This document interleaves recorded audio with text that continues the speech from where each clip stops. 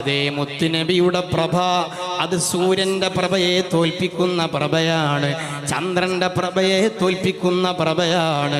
അഹ്ജല ഖമറം വഫർഖദാ,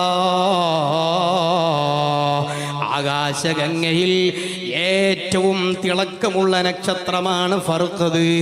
ആ ഫർഖദ് നക്ഷത്രത്തെ പോലും തോൽപ്പിക്കുന്ന പ്രഭയാണ് ഹബീബായ മുത്തുനബിയുടെ പ്രഭ.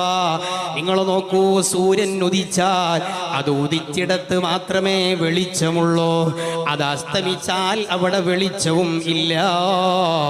എന്നാൽ മുത്തുനബിയെ കുറിച്ച് അല്ലാഹു തആല പറഞ്ഞത് വസിറാജം മുനീറാ,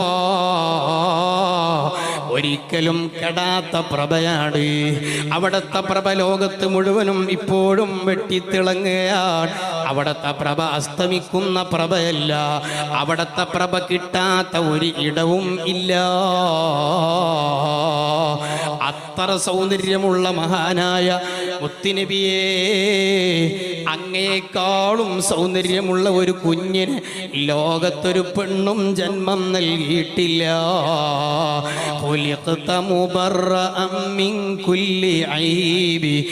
എല്ലാ ന്യൂനതകളിൽ നിന്നും മുക്തരായിട്ടാണ് അങ്ങ് പ്രസവിച്ചത്.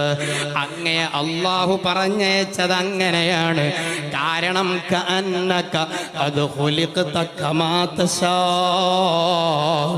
ഒരാൾക്കും കിട്ടാത്ത ഭാഗ്യമാണത്.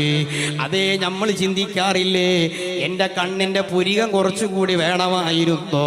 നമ്മൾ ചിന്തിക്കാറില്ലേ, എൻ്റെ കണ്ണിന് കുറച്ചുകൂടി വലിപ്പം വേണ്ടിയിരുന്നോ? നമ്മൾ ചിന്തിക്കാറില്ലേ, എൻ്റെ മൂക്കിന് അല്പം കൂടി ഒരു നീളം വേണ്ടിയിരുന്നോ? നമ്മൾ ചിന്തിക്കാറില്ലേ, ഞാൻ കുറച്ചുകൂടി നീളമുണ്ടാകേണ്ടിയിരുന്നോ? നമ്മൾ ചിന്തിക്കാറില്ലേ, ഞാൻ കുറച്ച് തടി ഉണ്ടാകേണ്ടിയിരുന്നോ?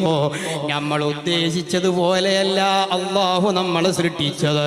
അതേസമയം അഷ്റഫുൽ ഖൽഖ് മുഹമ്മദുർ റസൂലുള്ളാഹി സ്വല്ലല്ലാഹു അലൈഹി വസല്ലമ തങ്ങളെ അല്ലാഹു പടച്ചത് അങ്ങനെയല്ല.